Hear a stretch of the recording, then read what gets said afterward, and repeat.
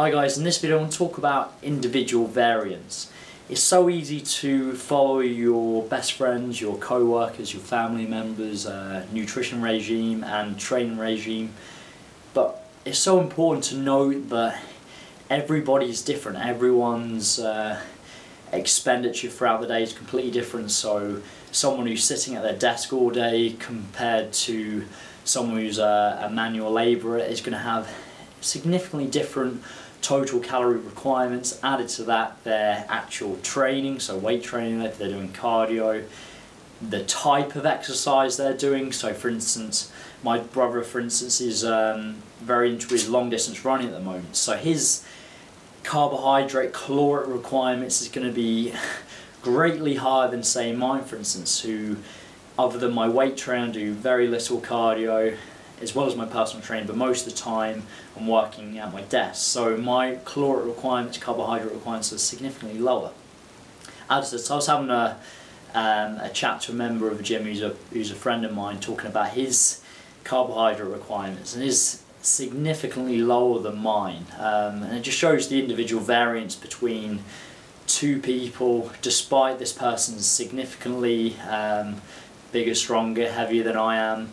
My caloric requirement added and my carbohydrate requirements are a lot higher. So there's so many different factors that need to be in place. So the purpose of the video is not to try and emulate or follow someone else at the gym who you think looks very good. There's certain things you can take from individuals from like this, but the reality is nutrition and training is such an individual thing that needs to be tailored to that individual, as well as it needs to be measured and then changed depending on their progress. It's ever changing. Nutrition in particular, depending on your goals, is the macronutrient calorie requirements is going to change all the time.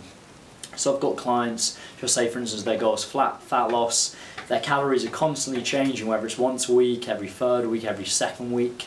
Conversely, I've now got clients going into a hypertrophy muscle gain phase, and their carbohydrate requirements are going to be going up drastically, as well as their training volume. The amount of work they're doing in the gym is going to be significantly higher because they've got the calories in place to be able to do that extra work. Their goals are now fat loss. So now I've just gone a little bit of a rant, but I hope you get the point that nutrition and training is such an individual thing, and trying to copy and emulate someone else can be disastrous. So, because I know, here's a good example, you've probably heard of Alberto Nunez.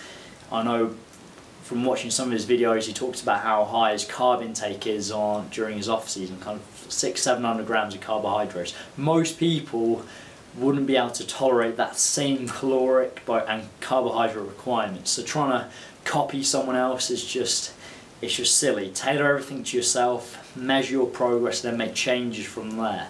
You never know, you could be that outlier that can tolerate that much, but you need to first put something more moderate in place first, then tailor and taper depending on your progress. So I hope you found this useful. Subscribe to the channel if you haven't already, like the video, have a good day, thank you very much.